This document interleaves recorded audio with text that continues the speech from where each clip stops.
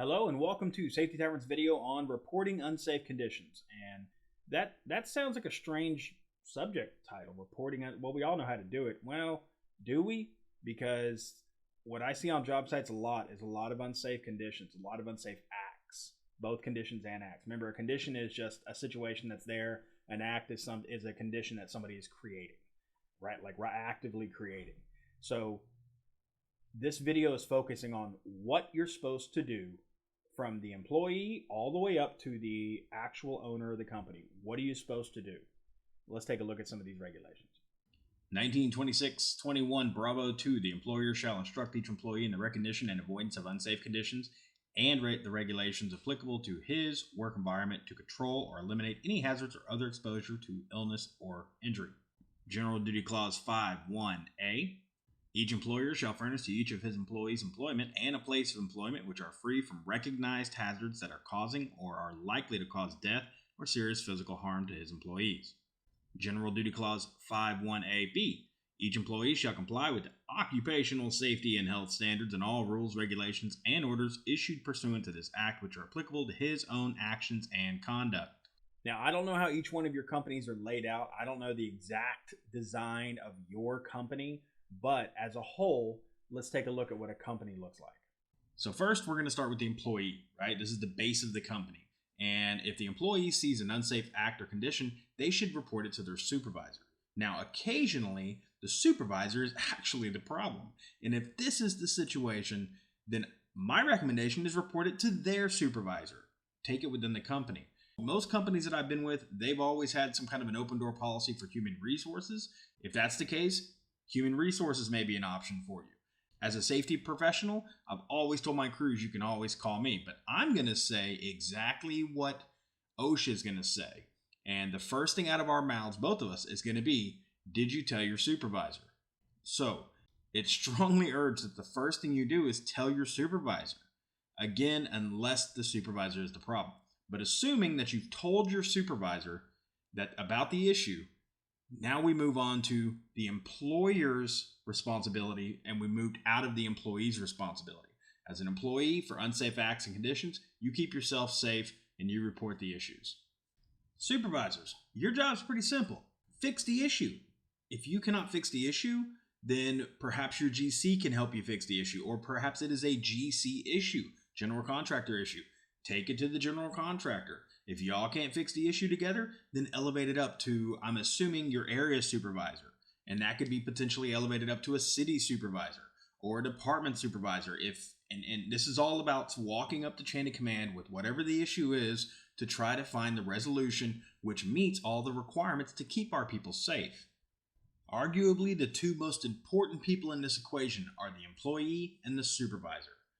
These two people are the ones who are going to make the decision of whether it's going to be a happy day where all of our employees go home, or best case scenario, we get someone hurt. Worst case scenario, someone goes to the hospital or even the morgue. Supervisor and employee, y'all have to make a field decision. What is the better option? Is the better option to look at the unsafe condition or act and fix it, or let's roll the dice? And if you roll the dice enough, eventually, something horrible is going to happen. Maybe not this job, maybe not the next 30 years of jobs, but something is going to happen. And when that happens, first, everything shuts down. The job site gets shut down and bing, your first major financial cost hits as the police actually step onto the job site. And then following the police is going to be OSHA. And this is where the investigation begins. And the investigation is going to be employee after employee after employee giving statements.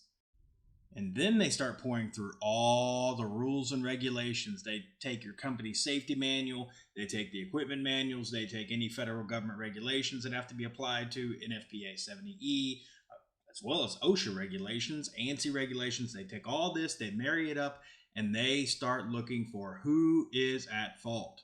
Which of these three regulations overall points to someone being at fault? And now OSHA takes the information they have and they start issuing citations, and boom, your second financial burden hits. But that's not it. Now, all the facts of this case that point to this one specific person or this company being at fault are handed over to the lawyers of the family that's left behind.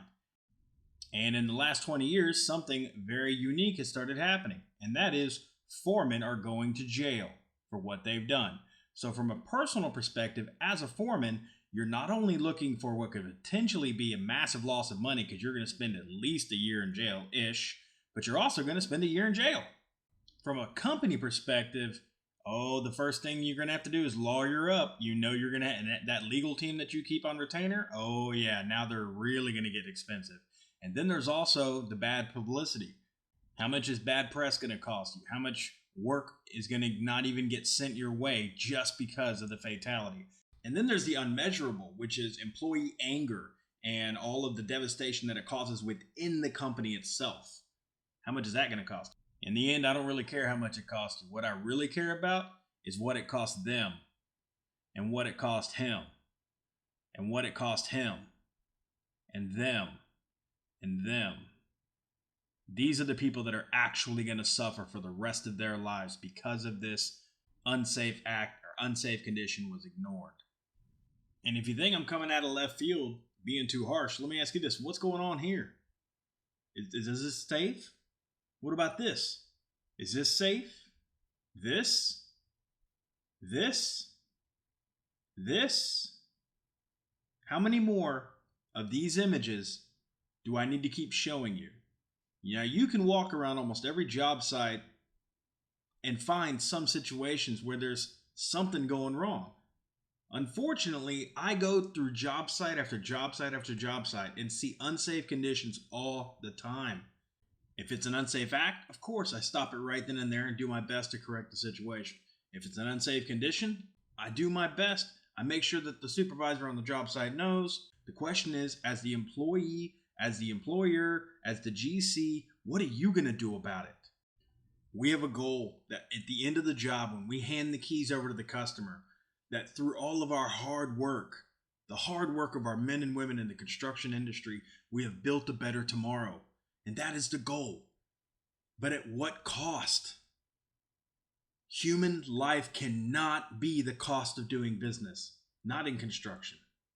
I hope this video finds you well. Remember, again, if you have any questions with anything on reporting unsafe conditions, talk to the competent person for your company. The competent person for your company. And I'll see you in the next one.